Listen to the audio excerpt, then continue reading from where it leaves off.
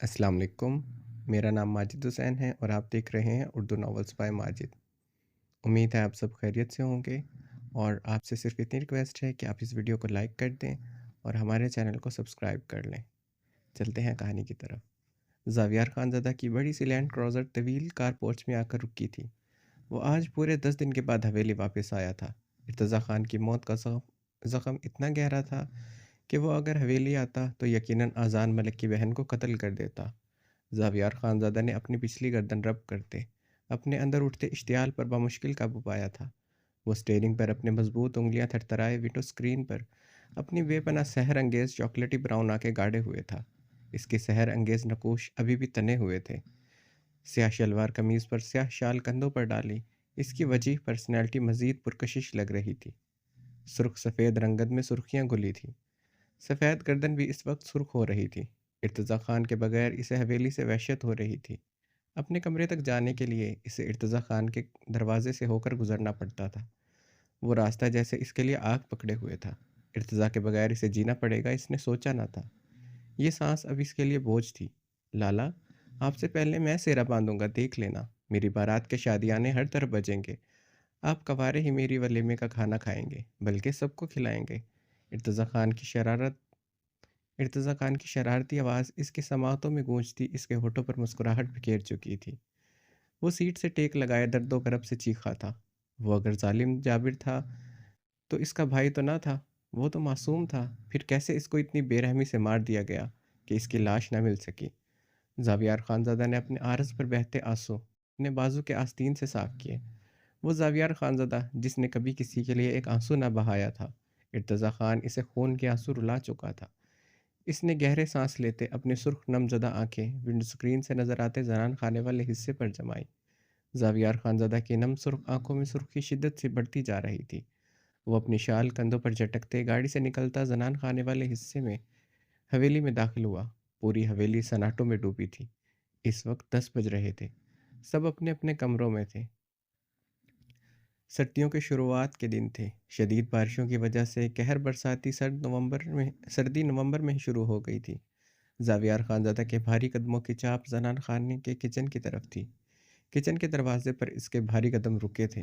وہاں اس وقت 3-4 ملازمائیں کھڑی تھیں، جن سب کی پشت زاویار خان زادہ کی طرف تھی۔ سنو!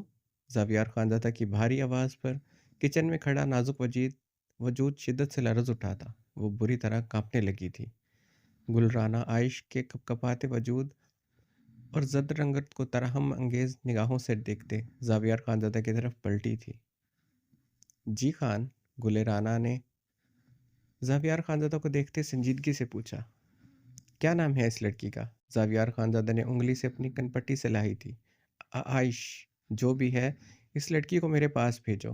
وہ گل رانہ کی بات کاٹتے باروب لہجے میں بولتے لمبے لمبے ڈاگ بھرتا زنان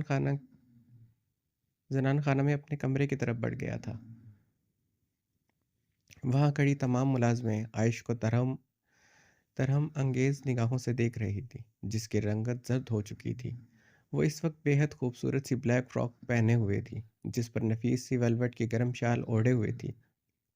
اس کی کمر تک آتے سنہری کرنوں والے بے حد خوبصورت بال کھلے ہوئے تھے۔ یہاں آتے خائستہ اور مخزلہ خانم نے اس کے چند جوڑے دے دیے تھے جنہیں وہ یہاں پہن رہی تھی۔ اس نے آج تک اپنے بال نہیں باندھے تھے، اس لیے ابھی وہ صاف ستھری سی کھلے بالوں کے ساتھ کھڑی تھی۔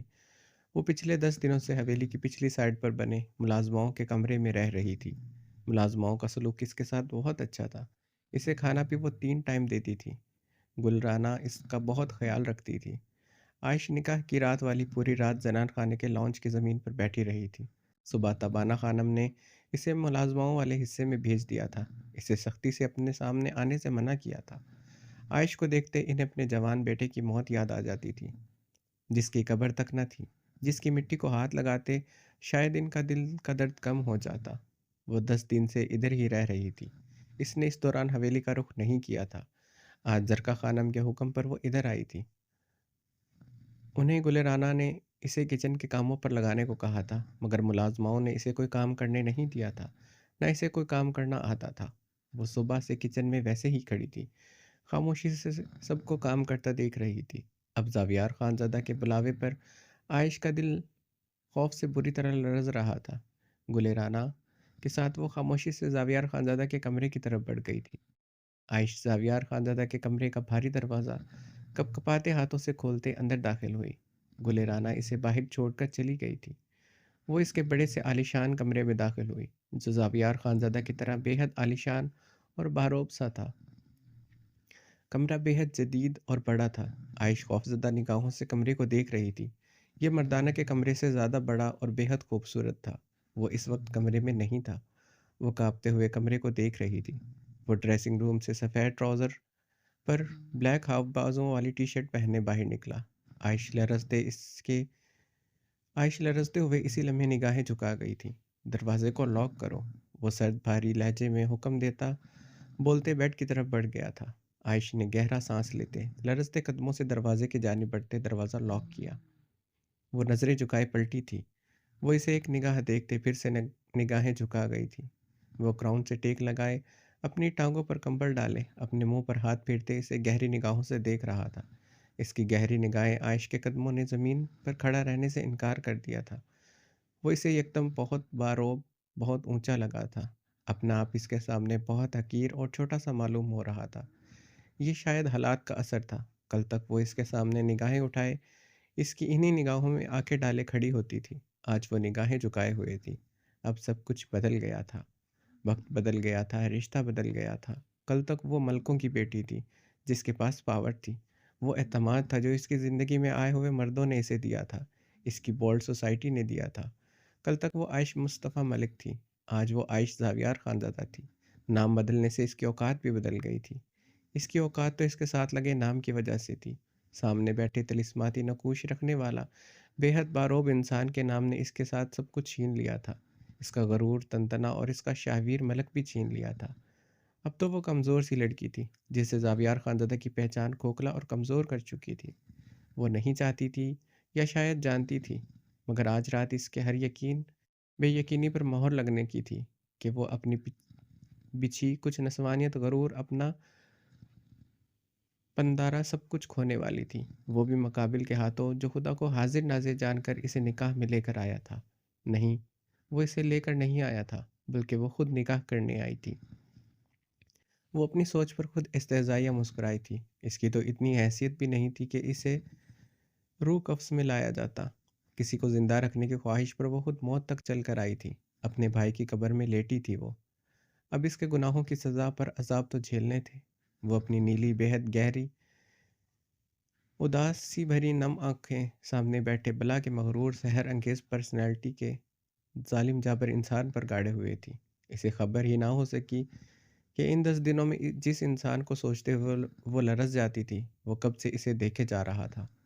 آگے آؤ، اس کی نم زدہ آنکھوں آگے آؤ، اس کی نیلی نم زدہ نگاہوں کو خود پر گاڑے دیکھ کر زاویار خانزادہ نے سے آگے بڑھنے کو حکم دیا۔ اس کے حکم پر عائش خود کو گھسیٹتے آگے بڑھی تھی۔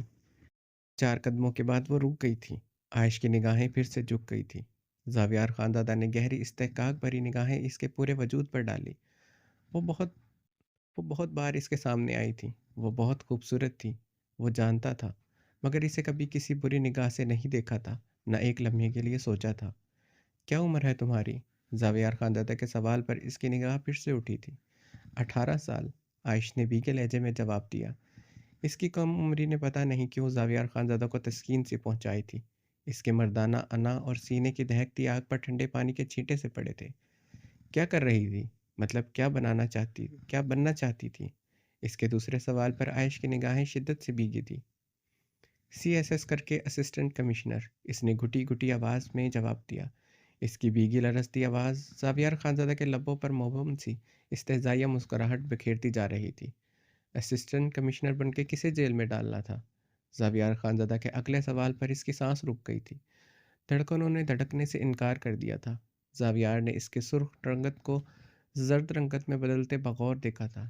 اس کی سانسیں رکی ہیں، وہ محسوس کر چکا تھا۔ کسے جیل میں ڈالنا تھا؟ زاویار خانزادہ نے سگریٹ جلاتے دوبارہ سے اپنا سوال دہرایا۔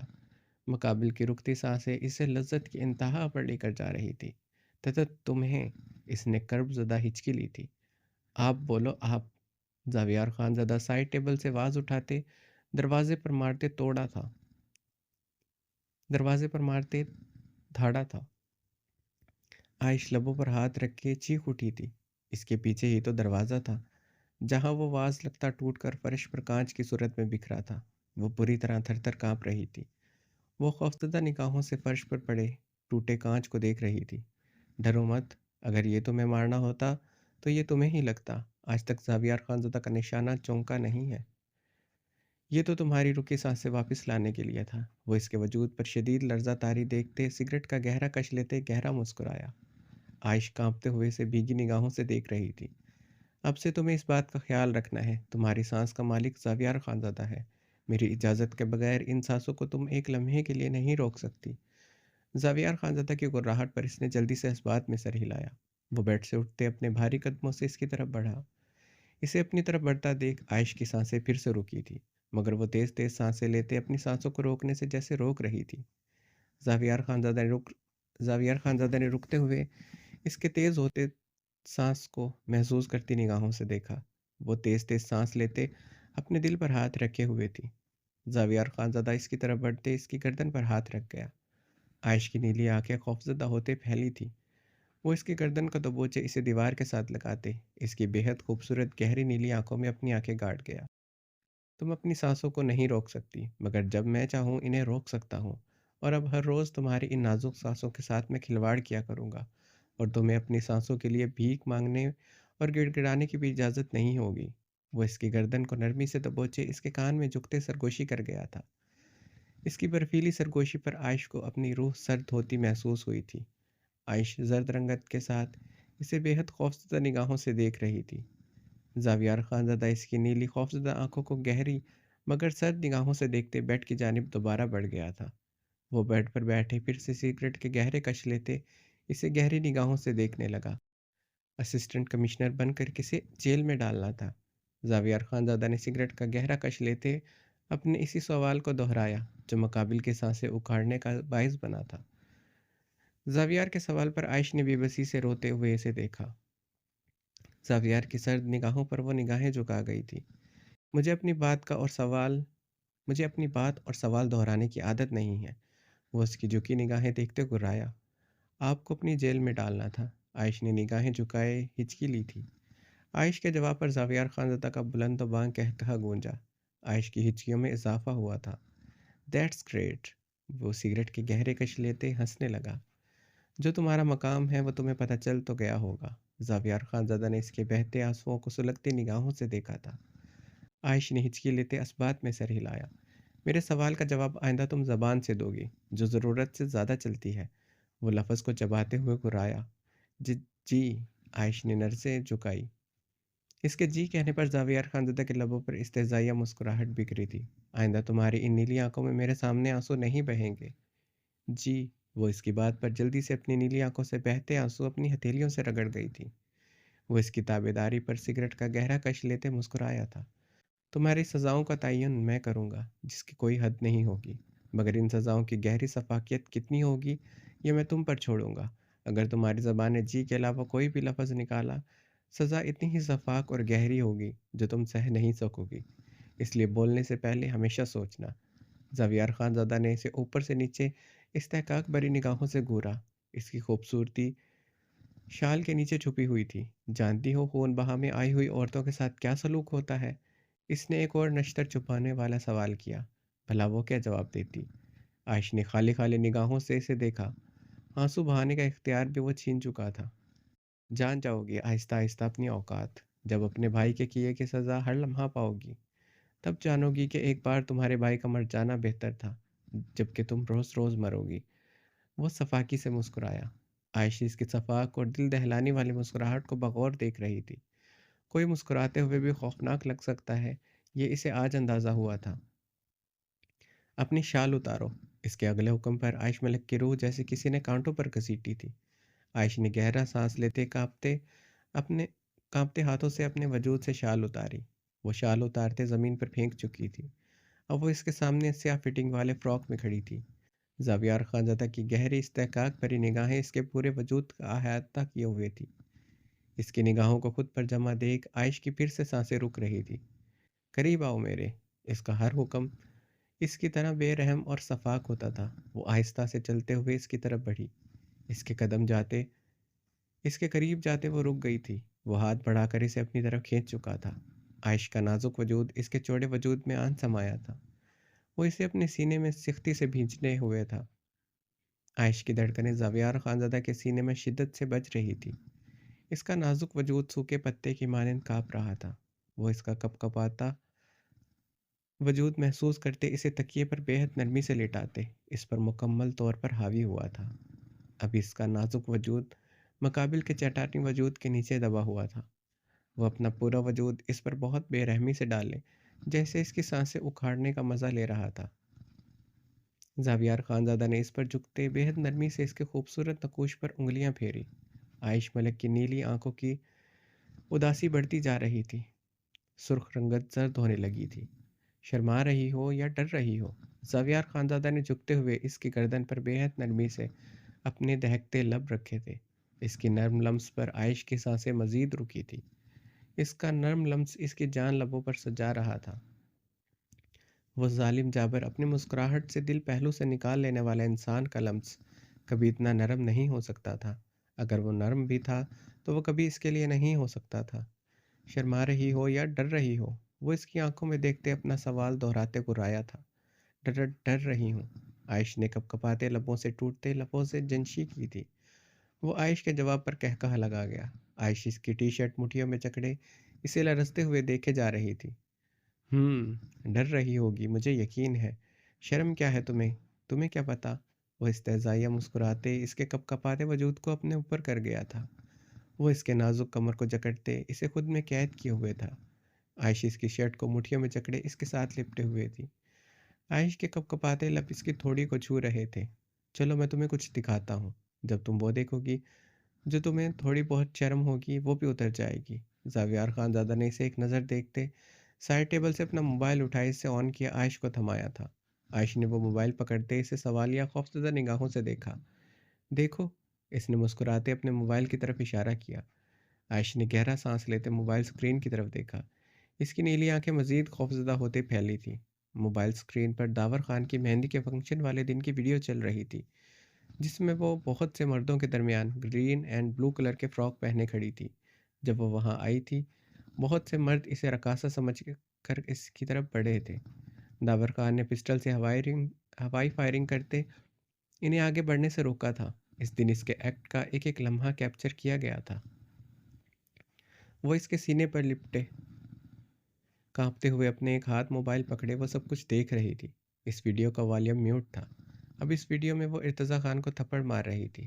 عائش کا بدن پر اتنی بری طرح لرزہ طاری ہوا تھا کہ زاویار خانزادہ نہ چاہتے ہوئے بھی مزید سختی سے اس کی کمر کو جکڑ گیا تھا۔ عائش اپنی بھیگی نیلی آنکھوں کو جھپکتے اپنے آنسوؤں کو روکنے کی ناکام کوشش کر رہی تھی۔ آنسو بھل بھل آرس پر بہنے کو تیار تھے۔ اس ویڈیو کا ہر منظر میں اس کے خوبصورت بدن کا ہر خطوط واضح ہو رہا تھا، اور وہ اس ویڈیو میں ارتضیٰ خان پر پسٹل تانے ہوئے تھی۔ عائش کے کپ کپاتے ہاتھوں سے موبائل اس کے چٹانی سینے پر گرا تھا۔ وہ لرزتے ہوئے زاویار خانزادہ کے چٹانی سینے میں سمائے گہرے سانس لینے لگی۔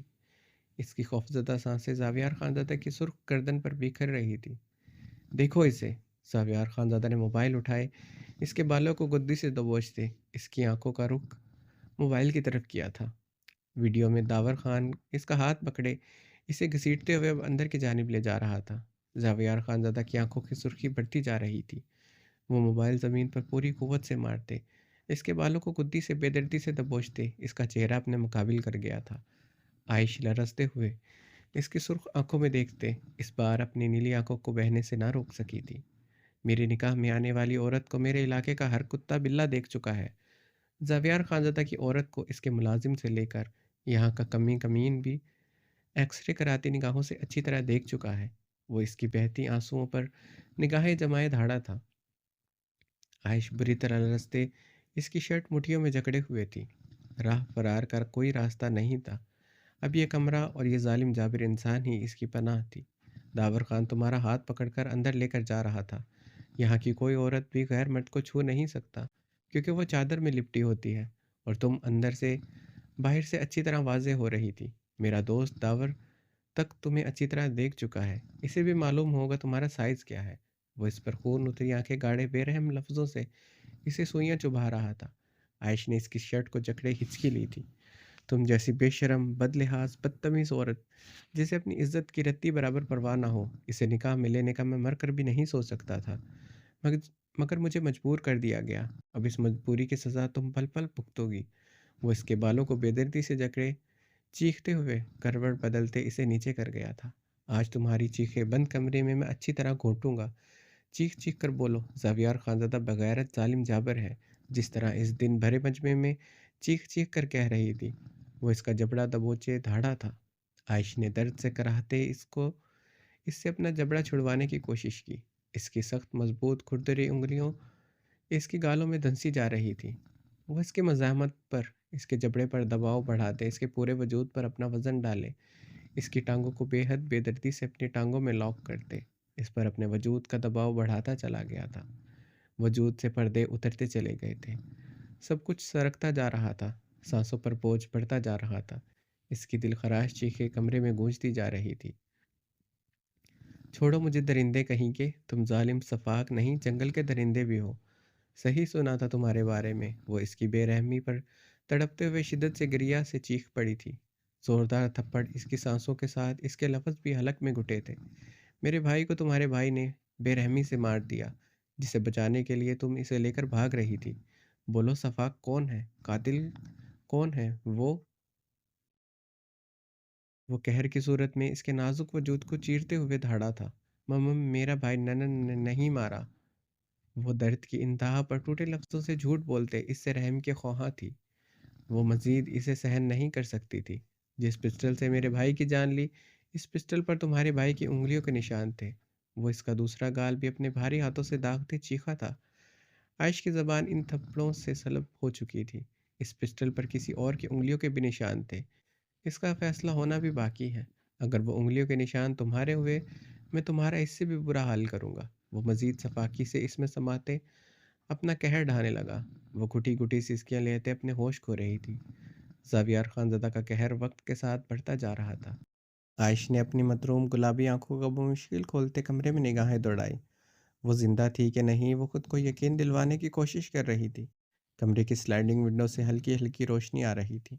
ایک طرف سرکتے پردے سے دور بلند افق پر سرسبز بلند و قامت پہاڑ نظر آ رہے تھے۔ وہ اپنے متروم پیوپٹوں کو بمشکل کھولے اپنے حواس بیدار کرنے کی کوشش کر رہی تھی۔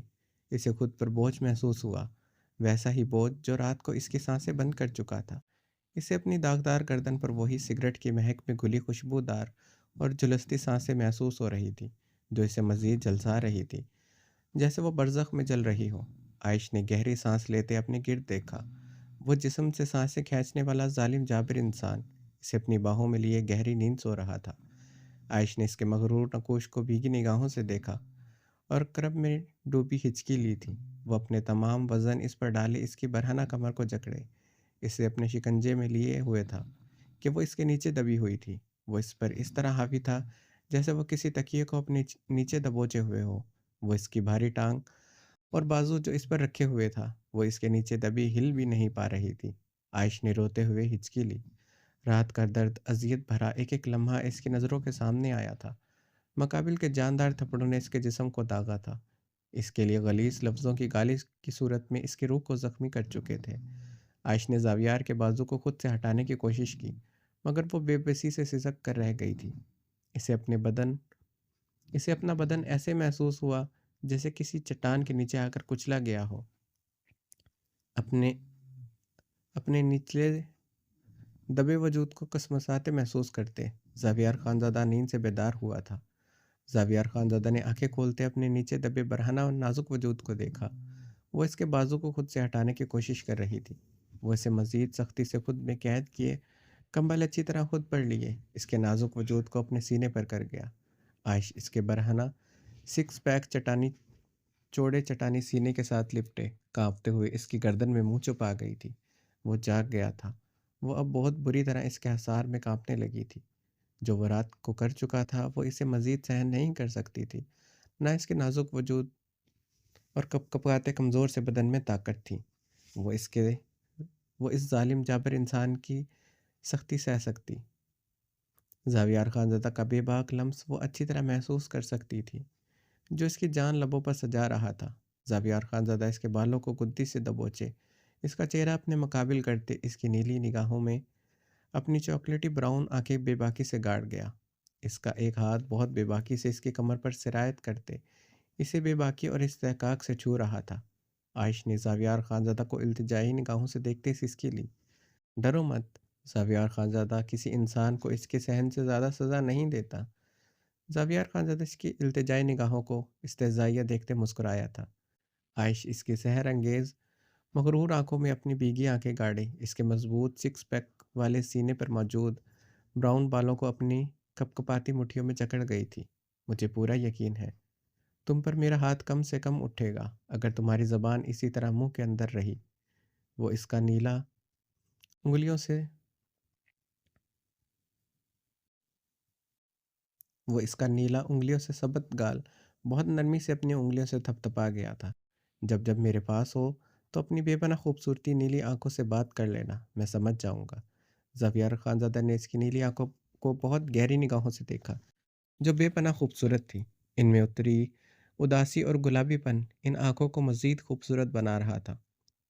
وہ ایک ٹک اسے دیکھے جا رہی تھی۔ وہ رات سے اس سے کافی ڈر رہی تھی۔ وہ سمجھ گیا تھا مقابل کا دہشت کھانا بنتا بھی تھا۔ وہ اپنی دہشت سے واقف تھا۔ پوری جی جان لگا کر اس نے اس نازک وجود پر اپنا قہر اتارا تھا۔ میرے قریب رہتے تمہیں کرنا بھی کیا ہے؟ صرف جی جی کرنا ہے تو ایک کام کرنا، اپنی آنکھیں، ان کی گنیری پلکوں کو صرف ہلا دیا کرنا۔ زاویار خانزادہ نے اس کی پلکوں کو بے حد نرمی سے چھوا، جن پر شبنم کے قطرے ٹھہر گئے تھے۔ وہ ایک ٹک اسے اداسی سے دیکھے جا رہی تھی۔ وہ نرم ہوتے کب سخت ہو جائے اس کا نازک دل ڈر رہا تھا۔ رات کو بھی وہ پہلے ایسے ہی نرم تھا۔ چلو شاباش، ہلا کر دکھاؤ۔ زاویار خانزادہ نے اس کے نچلے زخمی ہونٹوں کو اپنی انگلی کے پور سے بے حد نرمی سے چھوا۔ عائش نے سسکی لیتے جلدی سے اپنی گھنیری پلکوں کو جنشی دی۔ عائش کے ایکٹ پر زاویار خانزادہ کا قہقہا گونجا تھا۔ عائش ڈرتے ہوئے اس کی گردن میں منہ چھپا گئی۔ وہ بے حد بے دردی سے اس کی کمر کو اپنی مٹھی میں جکڑے ہوئے تھا۔ اس کا پور زاویار خانزادہ کی شدتوں سے زخم خوردہ تھا۔ اس وقت وہ مقابل کے سانسوں سے بھی خوفزدہ ہو رہی تھی۔ عائش کے دل کی دھڑکنوں کو اپنے سینے میں بجتے محسوس کرتے زاویار خانزادہ اسے بے حد سختی سے خود میں بھینچے اس کی نازکی کو اپنے چٹانی سینے سے مس کرنے لگا۔ جانتا ہوں تم مجھے مزید سہن نہیں کر سکتی، میری بے حد نازک خوبصورت بیوی۔ وہ اس کے کان میں سرگوشی کرتے اس کے نازک وجود کو اپنے نیچے کر گیا تھا۔ زاویار خانزادہ نے اس کی طرف گہری بے باک نگاہوں سے دیکھا۔ اس کے پورے بدن پر اس کی شدتوں کے گہرے نشان تھے۔ اس کا چہرہ زرد اور نیلا تھا۔ دونوں آرس پر اس کے پانچوں انگلیوں کے نشان اچھی طرح ثبت تھے۔ اٹھو شاور لو، تمہارا کچن کا سارا کام کرنا ہے تمہیں۔ اب سے سارا کچن تمہارے حوالے۔ وہ بے حد بے رحمی سے مسکراتے ہوئے اسے اپنی پناہوں سے آزاد کرتے خود پر کمبل اوڑھ گیا۔ عائش نے بمشکل اٹھتے ہوئے زمین سے اٹھائے اپنے کپڑے پہنے۔ وہ اس دوران تکیے پر سر رکھے اپنا بازو سر کے نیچے باندھے اس پر گہری نگاہیں گاڑے ہوئے تھا۔ عائش کی کپکپاہٹ میں مزید اضافہ ہوا۔ زاویار خانزادہ نے استہزائیہ مسکراتے سائڈ کے ڈرائر سے اپنا دوسرا موبائل نکالتے ایک نمبر ڈائل کرتے کان سے لگایا۔ عائش اپنے چکراتے وجود کو سنبھالتے ہوئے اٹھی۔ وہ آہستگی سے چلتے واش روم کی طرف بڑھی۔ آج تمہیں دوسری انگلیوں کے فنگر پرنٹس بھی بھیج دوں گا اور دعا کرو کہ فنگر پرنٹ میچ نہ ہو، ورنہ زاویار خانزادہ بنا کوئی رحم کھائے اس وجود کو زندہ قبر میں گاڑ دے گا۔ زاویار خانزادہ عائش کی پشت کو گھورتے ہوئے گرایا۔ واش روم کے دروازے کے ہینڈل پر ہاتھ رکھتے عائش بری طرح لرز اٹھی تھی۔ زاویار خانزادہ کے خون آشام نگاہوں کا رخ ابھی بھی اس کے لرزتے وجود پر تھا۔ زاویار خانزادہ نے سائڈ ٹیبل سے واز اٹھا کر واش روم کے دروازے پر پوری قوت سے مارا تھا۔ عائش چیختے ہوئے دروازے میں سمائی۔ وہ واش روم کے دروازے کے ساتھ ٹیک لگائے تھر تھر کانپتے زمین پر کرچیوں کی صورت میں پڑے کانچ کو ایک نظر دیکھتے زاویار خانزادہ کو روتے ہوئے دیکھ رہی تھی۔ اپنے ایک حکم کو بار بار دہرانا مجھے پسند نہیں۔ کیا کہا تھا کہ ان نیلی آنکھوں میں آنسو نہ بہیں؟ زاویار خانزادہ عائش کے تھر تھر کانپتے وجود کو دیکھتے حلق کے بل دھاڑا۔ عائش نے جلدی سے اپنے آرس سے بہتے آنسو بے دردی سے صاف کیے۔ یہ پہلی دھاڑ تھی جو بے حد جاندار تھی۔ عائش کو اس دھاڑ پر کمرہ اپنے بدن کی طرح کمرہ بھی لرزتا محسوس ہوا۔ ڈرو مت، میں کبھی تمہیں اس طرح زخمی نہیں کروں گا۔ میرا طریقہ واردات اور طرح ہوگا جو اس سے بھی زیادہ بے درد ہوگا۔ وہ عائش کو بے حد بے باکی سے گھورتے ہوئے طنزیہ بولا۔ دعا کرو آج کے دن خود دعا کرو آج کے دن خود کے لیے کہ پسٹل پر انگلیوں کے نشان تمہارے نہ ہو۔ مجھے یقین ہے تمہاری دعا ضرور قبول ہوگی، کیونکہ تم خود کو مظلوم ترین سمجھ رہی ہوگی، اور مظلوم کی دعا عرش کو ہلا دیتی ہے۔ وہ استہزائیہ ہنسا تھا۔ سمجھ رہی ہو نا خود کو مظلوم ترین؟ زاویہ خانزادہ نے اب کی بار سگریٹ کا گہرا کش لیتے سوال کیا۔ جی، عائش نے بمشکل آواز نکالتے سر اثبات میں ہلایا۔ اور میں تمہارے نزدیک ظالم ترین ہوں؟ اس نے ایک اور سوال کیا۔ رات کی طرح کا یہ سوال بھی اس کی جان نکال رہے تھے۔ جی، عائش نے سسکاری لی۔ تمہاری سائڈ سے میں ظالم ترین ہوں، میری سائڈ سے دیکھو تم مجھے ظالم ترین لگ رہی ہو۔ وہ جلتے سگریٹ کو انگلیوں کے پور میں دبا گیا۔ زاویہ خانزادہ کی آنکھوں میں درد کی گہری سرخی چھائی ہوئی تھی۔ کہانی جاری ہے، اس کا بقیہ حصہ آپ اگلی قسط میں پڑھیں گے۔ اور اگر آپ کو یہ کہانی اچھی لگی تو اسے لائک کریں، اپنے دوستوں کے ساتھ شیئر کریں، اور ہمارے چینل کو ضرور سبسکرائب کریں۔ ملتے ہیں اگلی قسط میں۔ اپنا بہت سارا خیال رکھیے گا۔ اللہ حافظ۔